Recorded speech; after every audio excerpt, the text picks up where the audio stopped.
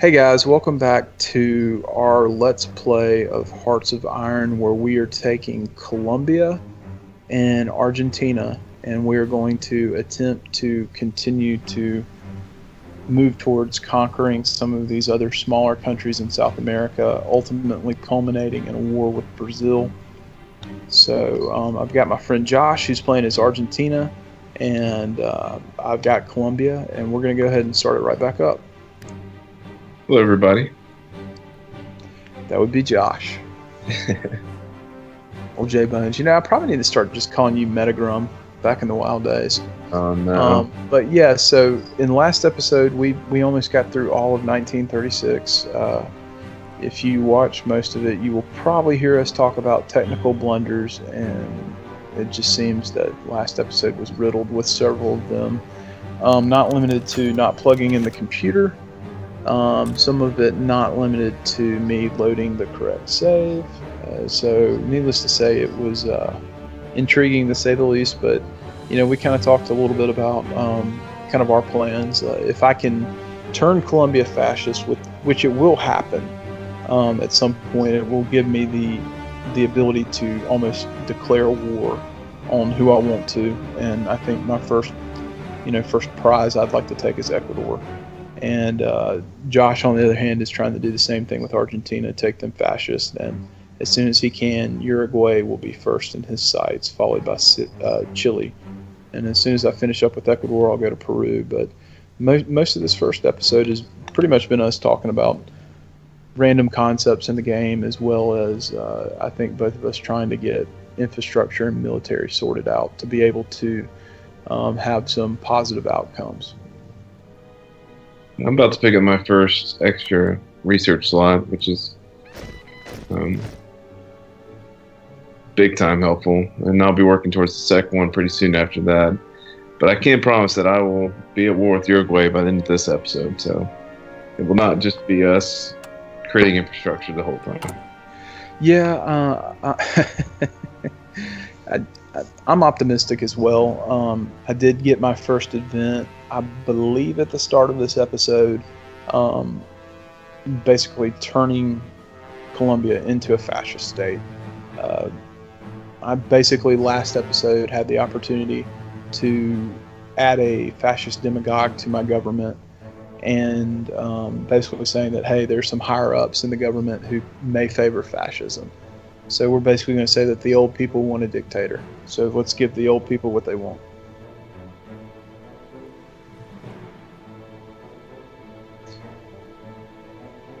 And in the meantime, I will say that in every South American playthrough that I've done, whether I've recorded it or even if I was just playing just for fun to test out things, Ecuador is a real easy take if you are near them.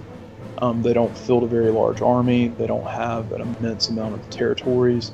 And getting to Quito is relatively easy as Peru, and it's really easy if you're Colombia, because you just have to go over one tile. Now, the tough part in the initial going is getting to a government that's favorable.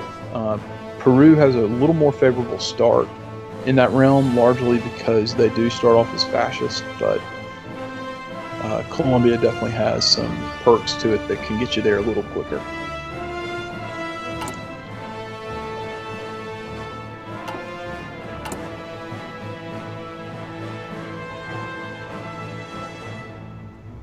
You know, and, you know, we talked about it a little bit, you know, just the overall feel and the historical accuracy of this game.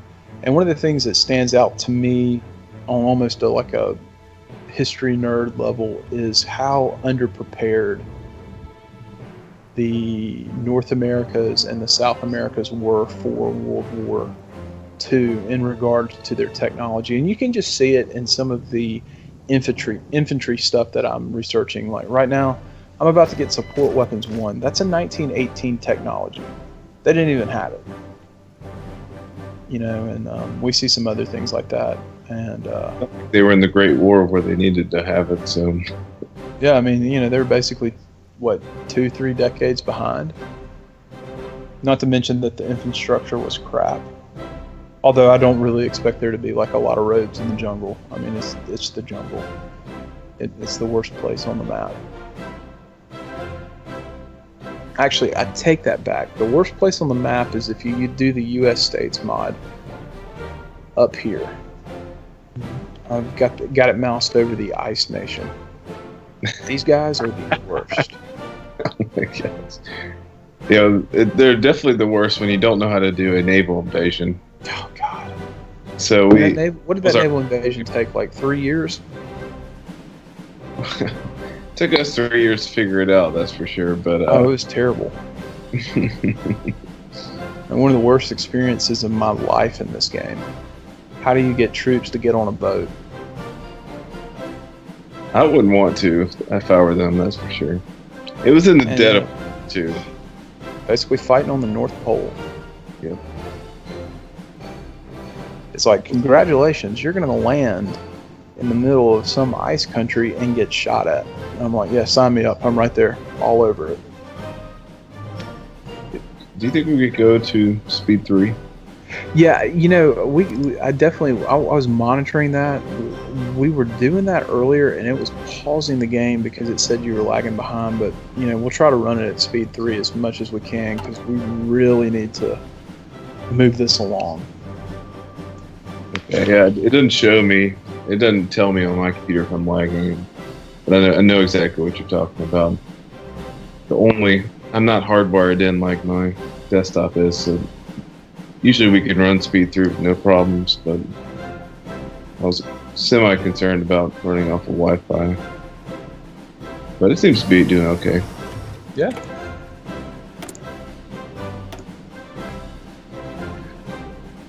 Due to some computer malfunctions, I'm running this game on my lovely wife's laptop, which is a really nice little computer. So yeah. I can't blame it for any mistakes I make. That's for sure. Yeah, we also talked about the benefit of building your own computer, which I will reiterate and replug that again. Yeah, we wish we would have known that 10 years ago. Oh yeah, we were playing World of Warcraft like when we were in college, and even when we were out of college, and we were buying these laptops thinking that, oh man, we got a gaming laptop. This thing's going to run WoW like crazy. And I mean, it would do well for one expansion, and then, between Windows updates and, other things, then you'd go into the next expansion, and it's like, oh great, my computer's a donkey now. But, little did we know that, and I even look back and I think back, this was probably a decade ago. I can remember spending, I think it was around $1,400 on one of these. By all means, it was not an elite gaming laptop, but it was one that was going to be able to run WoW and run it at max settings and get a pretty good FPS. And the crazy thing is, I built my computer for a little under half that. And it's lightning fast. Yep, it was something we wish someone had told us, so that's why we keep reiterating it. Yeah, it would have saved me a lot of money. And the other thing, that practically makes sense about a computer versus a laptop is a computer's pretty open-ended. You can upgrade components, you can add to it. Whereas you can do that to a laptop, but it's just much more difficult.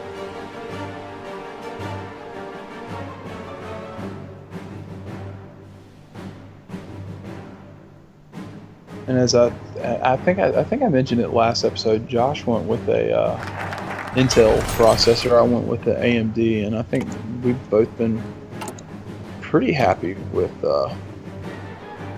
everything, to say the least.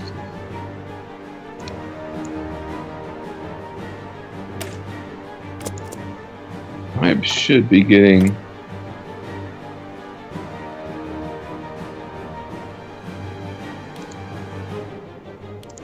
the opportunity to become fascist very soon, which is very exciting.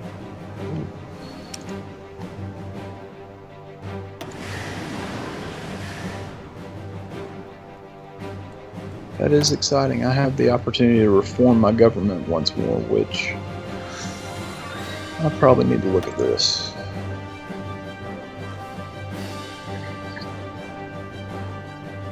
Actually, I know what I need to do.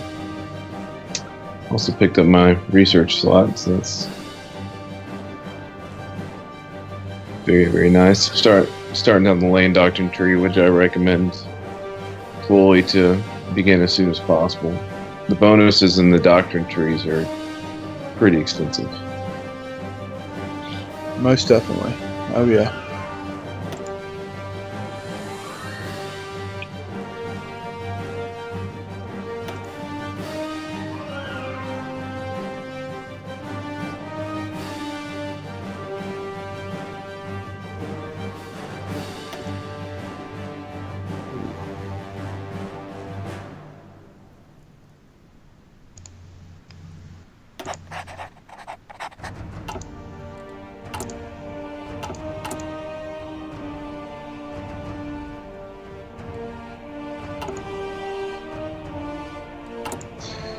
Yeah, speaking of governments, we're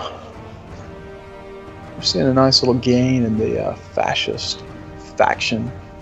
They're about 25% now, which is basically double where they were when we initially started. So that's good news.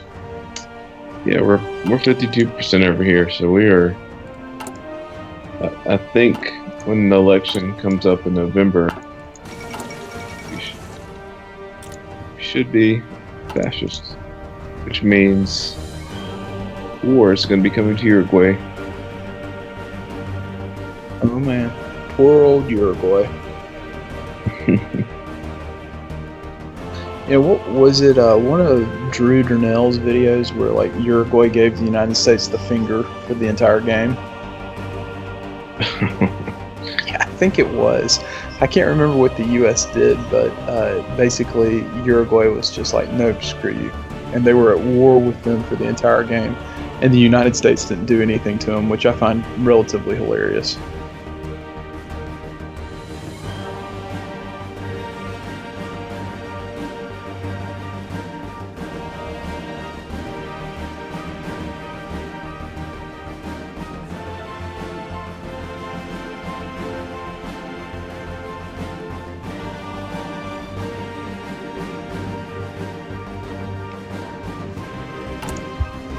I guess that if I want to hold on to my little political power until I switch over to fascism, so I can go ahead and get the economy switched over, or go ahead and get one of these decisions.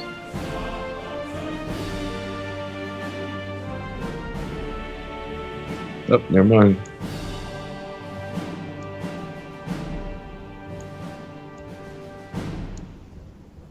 We just switched over. Very, very nice. So y'all now have become the Argentine League. I like it.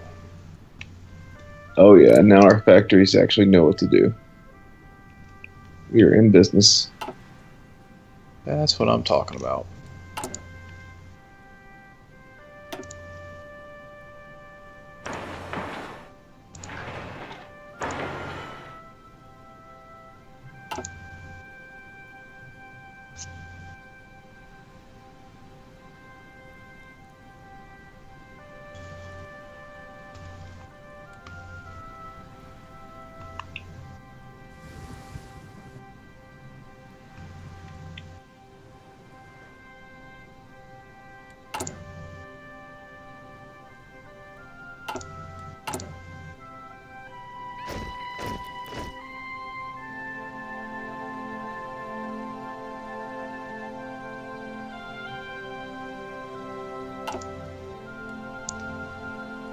Oh.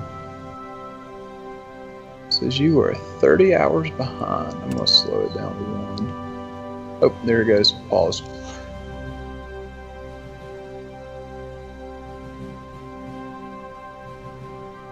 I hope they can figure out what's going on with your desktop relatively quickly. Yeah.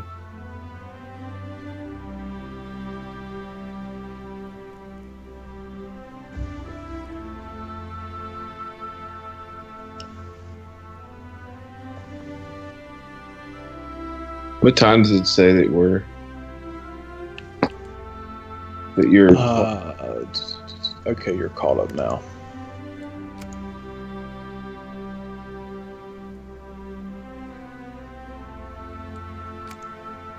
Go back up to 3 and see how that tracks. Pretty good. Okay.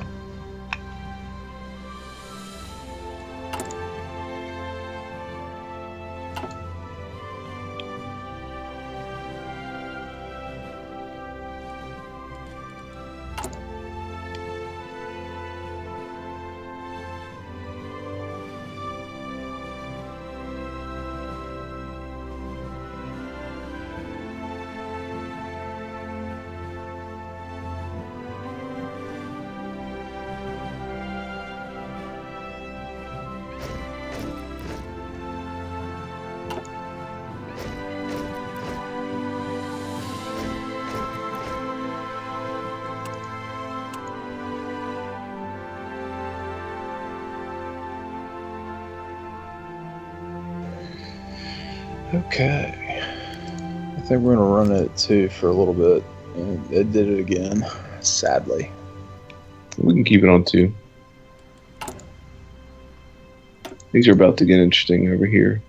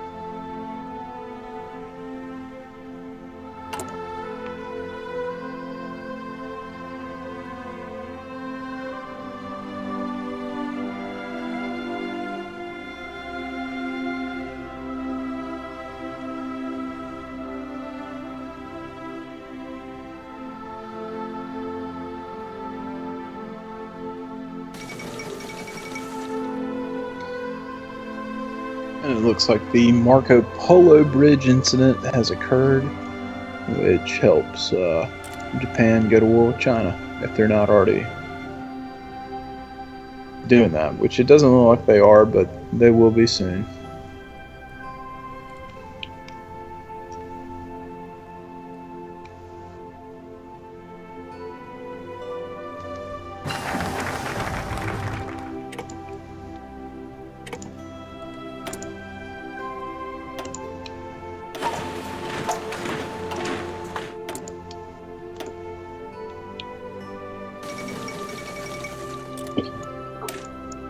Well, before Hindenburg actually crashed this game. Do what now? The Hindenburg doesn't always crash or blow up or. No, you're right about that. I saw one the other day where it was like near miss disaster, and I also saw another one where Amelia Earhart doesn't disappear, which is quite fascinating in and of itself.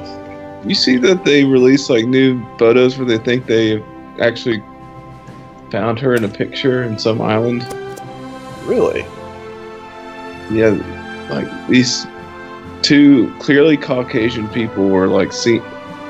It's like, you know, it's in the background of this photo that was taken of obviously something else. But like kind of off in the corner, there's two Caucasians that people studied the picture and basically said the body taps, the hairstyle, all that matches her and her navigator. Obviously, could be someone else, but something that I saw pop up on CNN or whatever it was. Were they able to date the photograph? Yeah. Wow.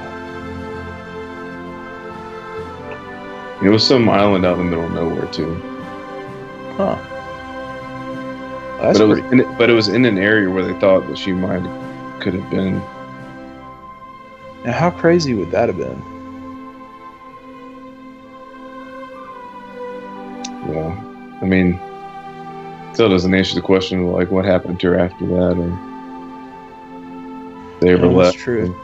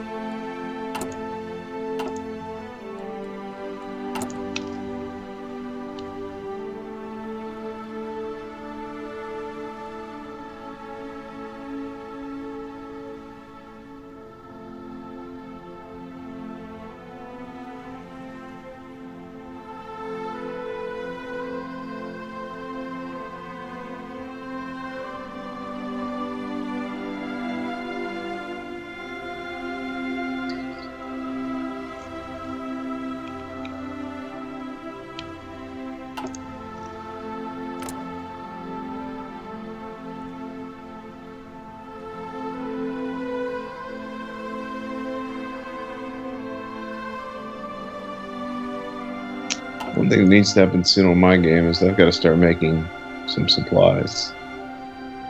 Mm-hmm. Not supplies. It's a too generic term. Like support equipment. Right, support equipment. Exactly. Yeah. Oh man.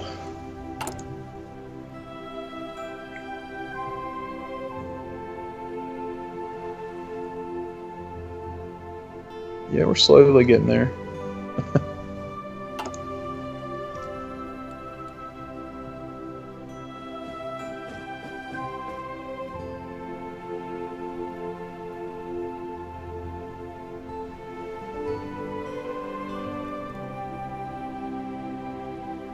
Yeah, things aren't too bad on my side. I can't really tell how fast I'm progressing compared to last time I played them. I know sometime in the middle of 1939 is when I was able to conquer Chile, so I'm sure it was 1938 that I conquered Uruguay. Yeah, that sounds about right.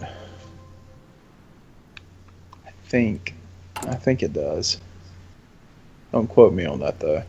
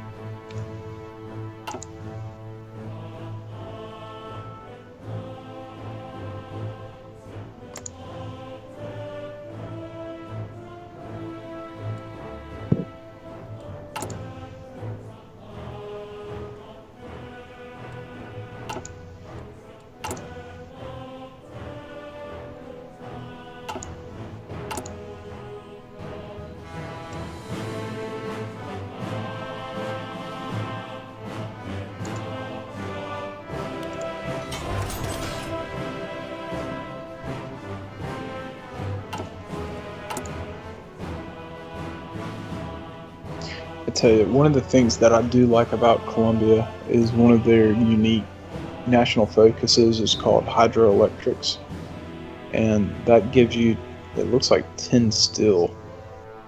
Ooh. Yeah. Very nice. Yeah, it's very, very exciting. I'll tell you that.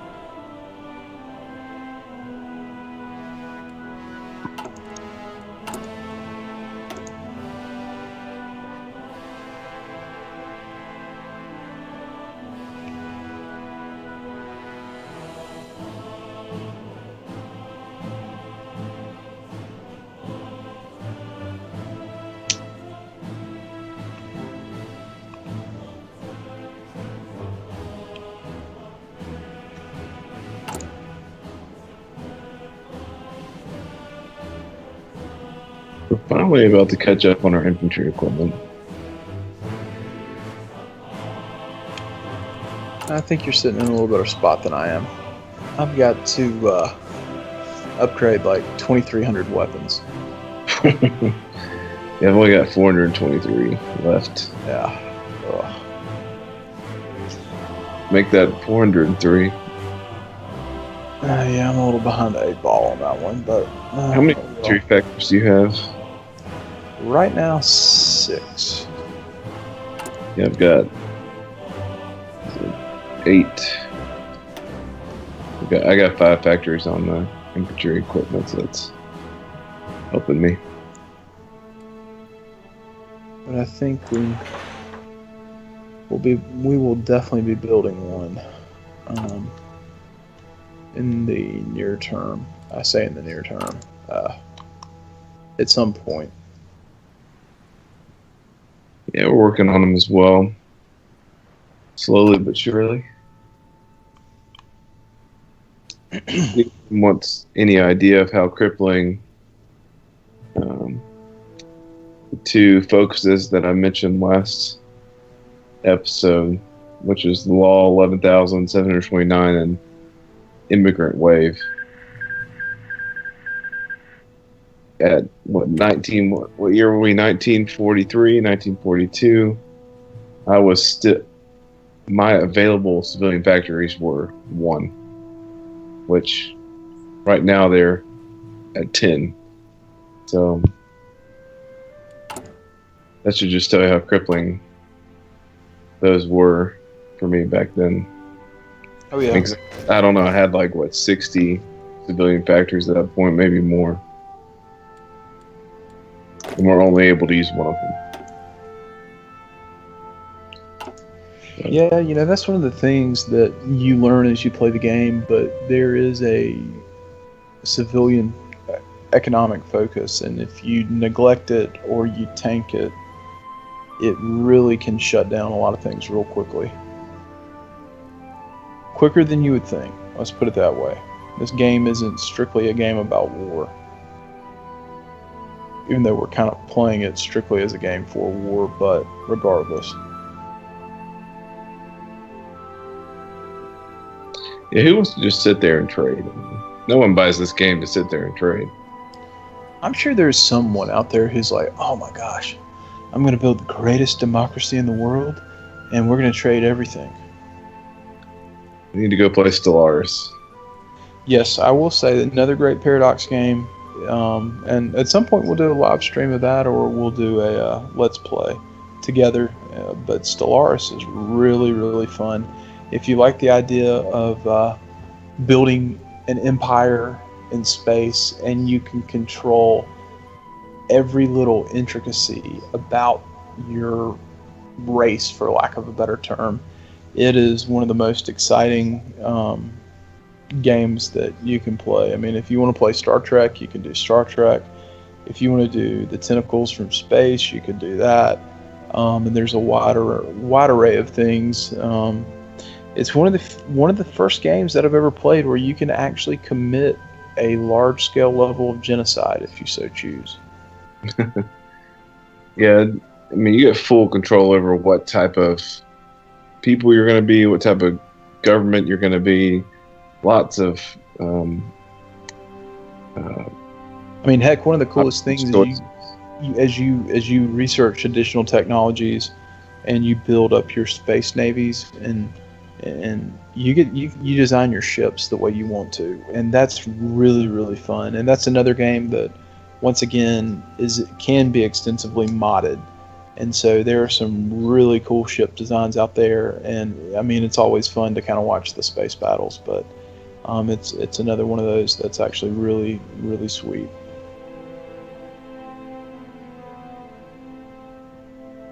And maybe at some point we'll, what was it, Crusader Kings? Is that the one that's more political based? Yeah, it's the most politically based game I've ever seen. You know, that may be something, Josh, that like on a Friday or Saturday night, if we ever get into that, do that and have a few beers and provide some hilarious commentary. I do believe there's quite the opportunity for hilarious commentary for that game. I'm all for that. I mean, this game, you had me sold when you told me earlier today that it was basically Game of Thrones.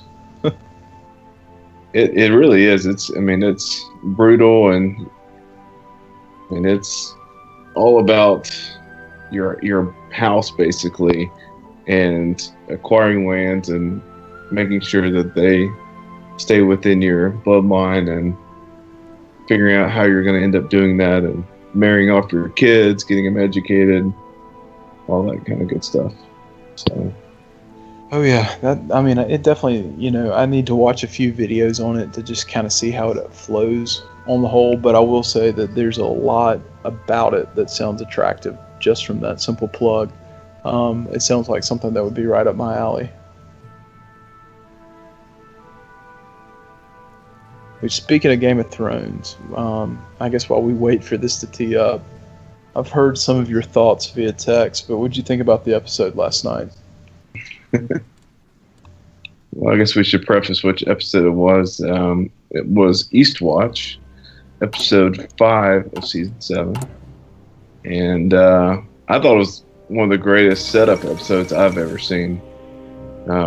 Just incredibly intriguing, moving pieces.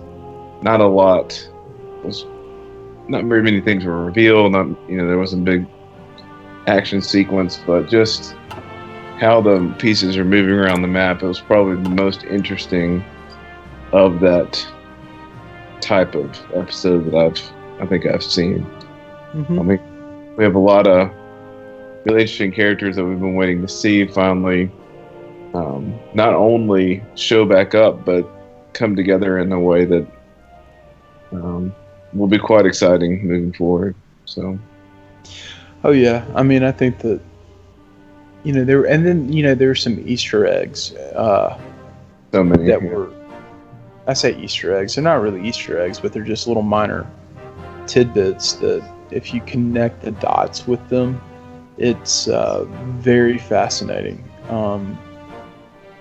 The first one that I can think of is the revelation that Gilly tells Sam that Rhaegar had an annulment. I think that potentially sets up for probably one of the best theories to really get some concrete answers to in terms of Jon Snow's parents and their legal status of marriage, which would legally affect whether he's a bastard or not. And then the other thing that I saw, and I don't think we've even talked about this, Josh, but do you know that some folks on Reddit translated the note that Arya stole from Littlefinger? Yeah, they knew that it was the note that Santos forced to write in season 1. Exactly, yeah. So, that sets up another subplot, which I think ultimately, we were talking about that earlier, I think it's going to be Littlefinger's demise. I think he dies this season. Well, Littlefinger obviously wanted her to find that to potentially set them off against one another. I don't know what his goal is in that either. I'm not sure if he thinks Arya will then take Sansa out, or Sansa will take Arya out. I think he's most afraid of Arya, obviously, but Yeah, I could see him being so Machiavellian in nature that his kind of game plan is, well, if Arya kills Sansa, then we can label her as a kinslayer. And oh, by the way, then we can execute her. Or it could be something that just to pit them together to, kind of his standard calling card to formulate chaos.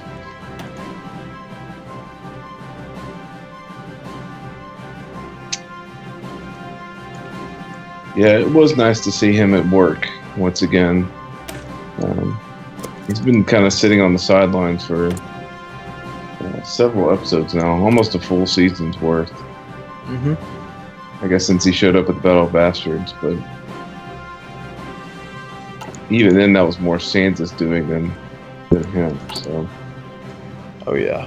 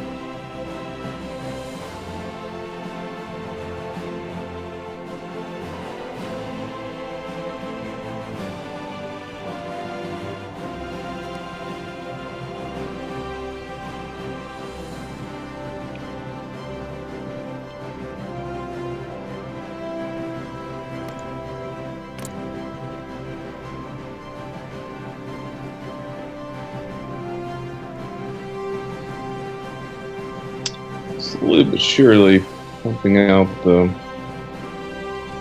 of the biggest things that hinders my initial troop development is I really do like to get 2 artillery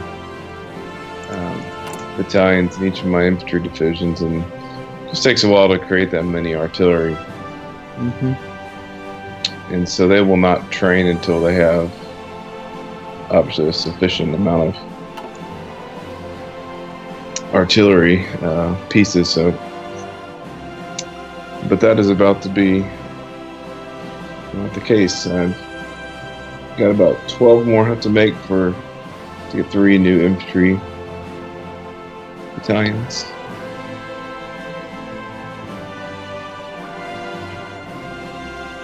Yeah, we're still just plugging away up here. Trying desperately to turn Colombia into a fascist state. We're making some headway, but it's definitely taking some time. I got that national character personality cult. Yeah, that's my next. Yeah, I had that. Next that was my government change, which should happen in roughly 20 days. That was something I overlooked the first game. That thing is amazing. The justified war goal time minus 25%, huge. Oh yeah. Can't go wrong with that, that's for sure.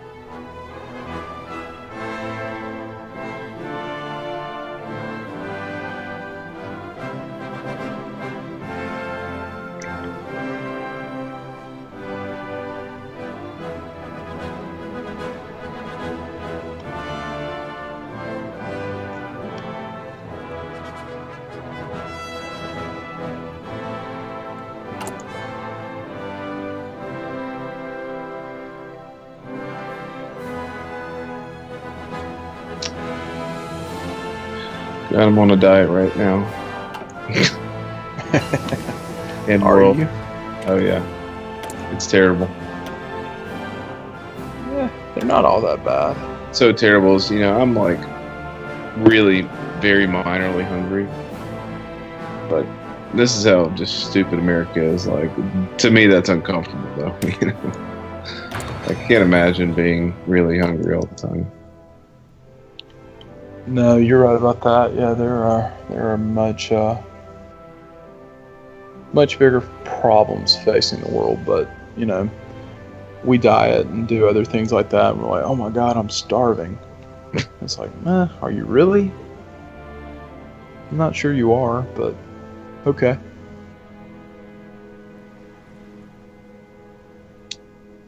We've already broken off into our life conversations. Yeah, you'll get a few of those every now and then. They definitely keep things interesting, I'll tell you that. Ooh, just finally got our first division. Heck yeah. That's what I'm talking about. Oh, dadgum time.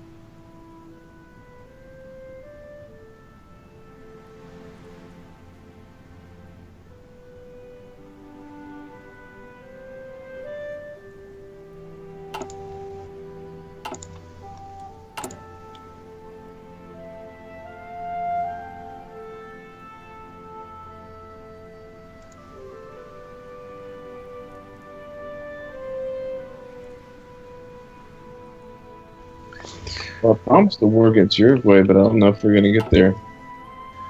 Yeah, I will say for those who watch this video, as soon as his computer is up and running, we will be able to run at much faster speeds. So hopefully some of these episodes will go by a little faster at times. And in other news related to the game, the Spanish Civil War is over and Beijing has fallen. Oh my gosh. And what do you know? There's this guy. Good old Francisco Franco. I swear one of these days I'm going to have a playthrough where the Republicans win. It's got to happen at some point, right? Apparently not. It may not, though. I mean, you never know. Beijing. Where are you, Beijing? I should know this. Oh, Japan. Making some pretty good gains on mainland China. That is one of the things that always changes is how far Japan gets into China. Well, I mean, right now it looks like they've got like a three-pronged attack.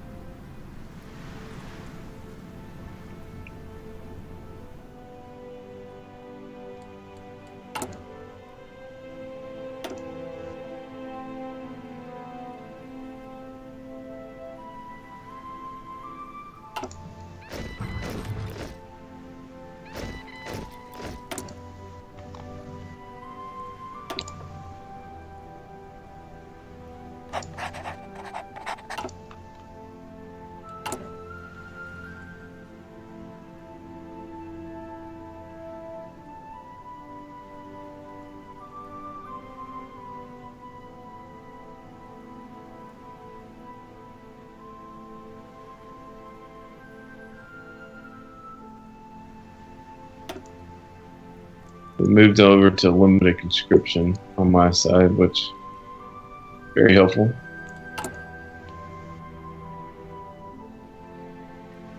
We're still at volunteer only.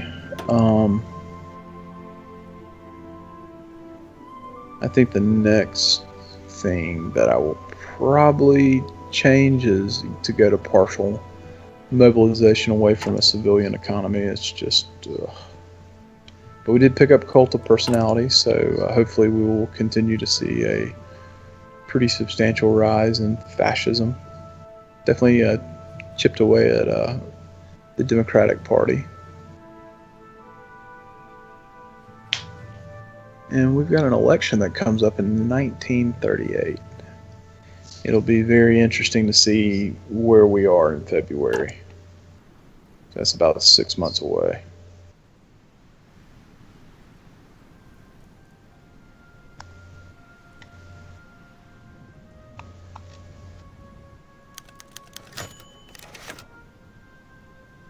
And it looks like I now can do a fascist coup d'etat. So we're getting ready to have a little reign of terror, my friends. And our name has now changed to Nueva Gran Colombia. Oh, that's awesome. That is just beautiful. Beautiful, beautiful, beautiful. How do you see how much support equipment is needed? If you go to the production screen, where it shows where you're making support equipment, do you see like the bottom right hand corner of that box? No, I mean, I can't make it yet, but I'm just trying to do some math to figure out how much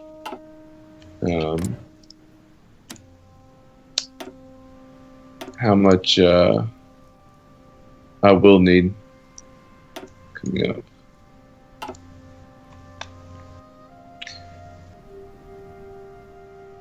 So for those of you that are curious, we had a coup in Colombia, which really enabled us to become fascist, and that's important for how I'm going to play because it now allows me to follow a path of being able to declare war when I want to. Now, having the political power to do so is another story, but that's just part of it.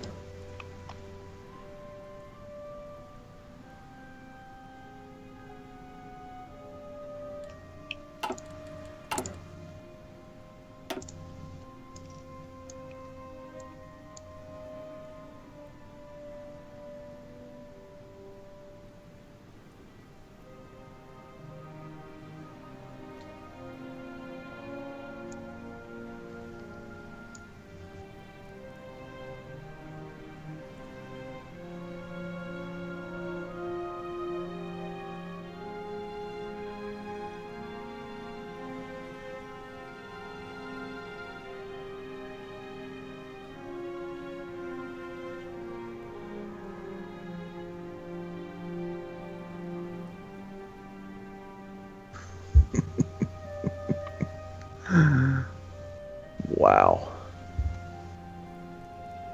What's that? I'm looking at the national focus tree, and there's one that's called Claim Grand Colombia. Let me read you the effects. World tension is increased by 5. Political power plus 70. Create faction Grand Colombia. Gains claim on, I can't say that. It looks like Miranda, Bolivar, Zula, the Galapagos Islands, Panama, the Panama Canal. Holy cow. And trade relations with the United States, negative 100. And you automatically go to limited conscription. It's pretty intense.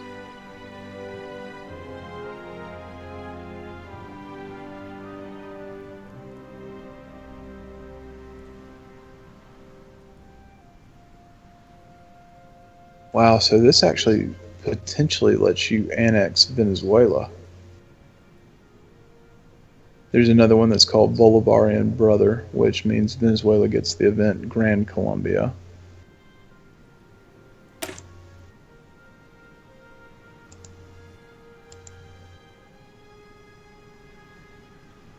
Oh wow, that does look. Oh man, that would be huge. It basically gives you the event to annex Venezuela without a fight. Oh, Wow. Okay, well I know where I'm headed towards. That's exciting. it's a little overpowered, my man. Yeah, it is. They can't say anything about that. Dang. That's impressive. You know, speaking of Grand Colombia, that's I'm really hoping that in the next Civ 6 expansion that they will throw that nation in there, led by Simon Bolivar. Something tells me that's not super high on their list. It may not be, but I mean, you know, if you look at some of the civs that they've released so far, I don't think it's out of the realm of possibility. I didn't even realize the Galapagos Islands was in this game, and now I'm looking at them. I don't even know whether there's a naval base there. They just need to be in the game.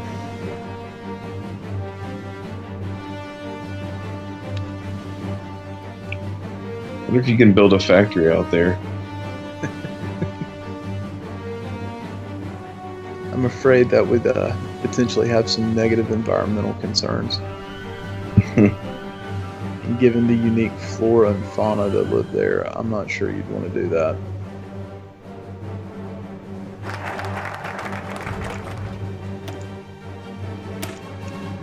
Fourth research slot. Very nice. Now we're talking. Yeah, you're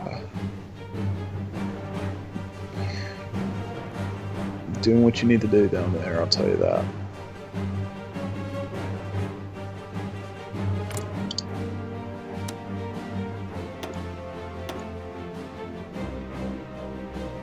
Yeah, we are almost to the point where we're really starting to roll.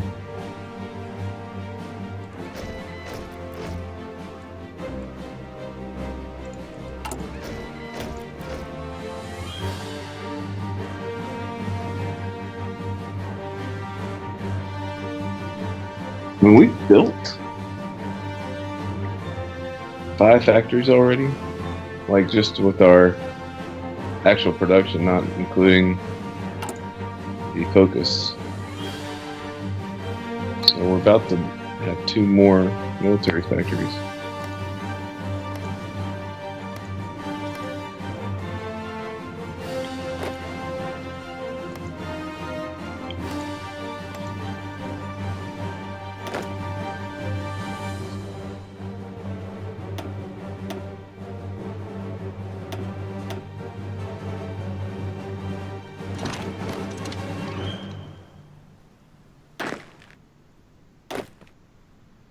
You know, the more that I look at this, I don't think Ecuador is going to be my first target. I think that that's not wise. I didn't do my research. I'll be the first to admit that at times I don't do that. But I think that the best use for Colombia is probably to go war with Peru. And then if you can enact through your focus tree Grand Colombia, you basically get Ecuador and Panama. Although I'm not sure I mean, this is going to be a fun little test. I'm not sure if that's going to like immediately get us in a war with the U.S. I think it. I mean, because they have the Panama Canal there. Yeah, they do. Wonder if it gives you the Panama Canal. If that happens, then I'm sure. I think you do go to war. Yeah, we'll see what happens. We're gonna head down that path. Now it's gonna take a while. I gotta go one. Just get those states like without them even consenting.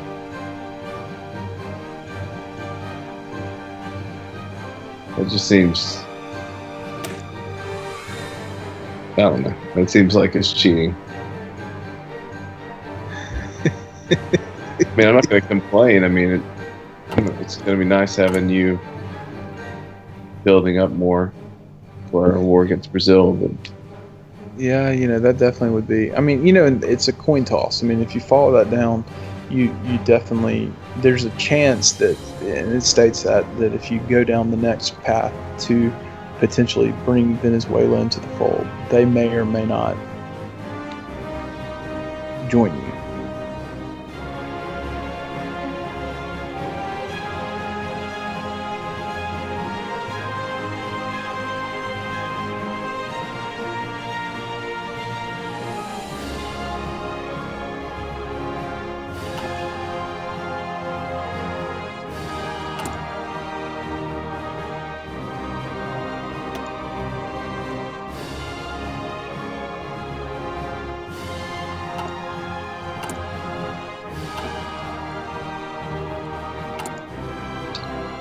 too new.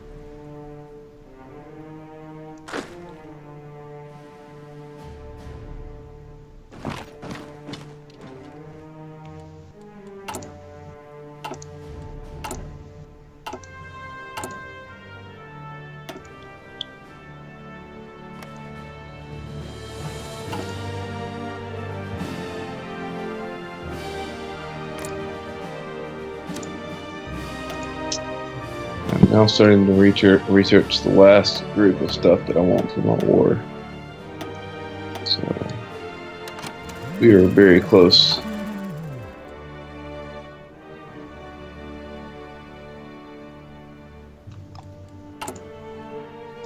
That is encouraging. That is very encouraging.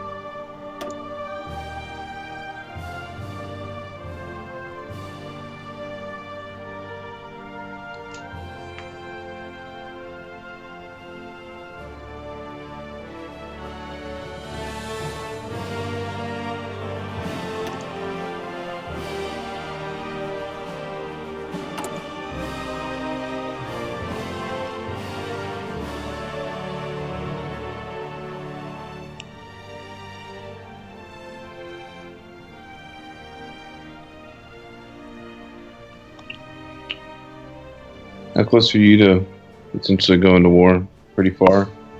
Let me give you an exact date. I am oh gosh, yeah, 162 days. Oh, but you're in the middle of justifying. Yeah. I'm justifying Peru. against Peru. Wow. Yeah, I figure that's probably the best thing to do. To be completely honest. I probably could go ahead and start justifying against Uruguay. Let me Yeah, I see. figure, yeah, it's the right thing to do. It makes sense to me. I'll have new. The only thing I won't have is Recon Company.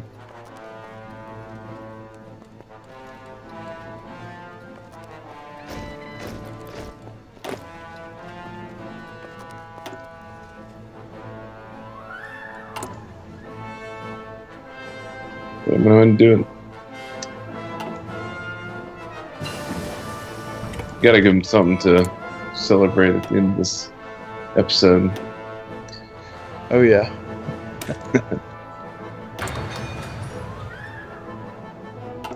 War goals have been justified. Well, in the process of being justified.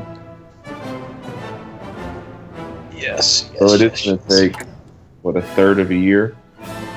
Almost a half a year. Yeah, mine take. Yeah, about that same time. Unfortunately. I really want to know what the math is on that because I've played where it's much less.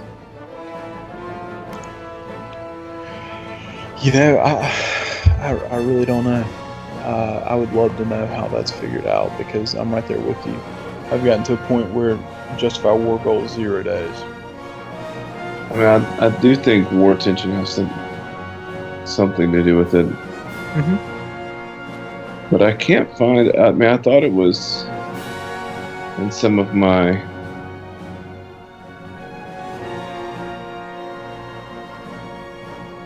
Focus trees, but none of my focus trees actually show an effect for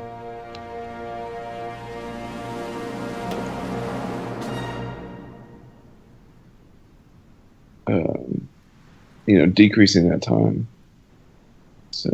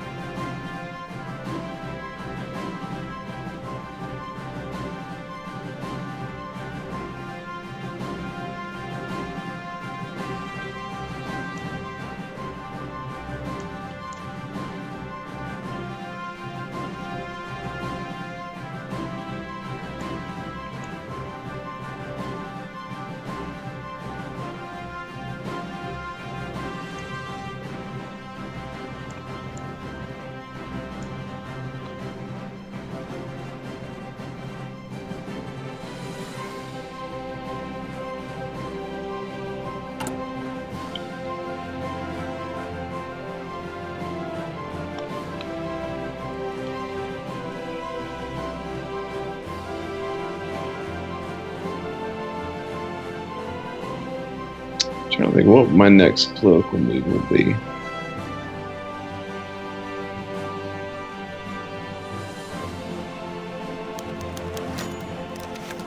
Maybe industrial research time. Always a good one. Mm-hmm.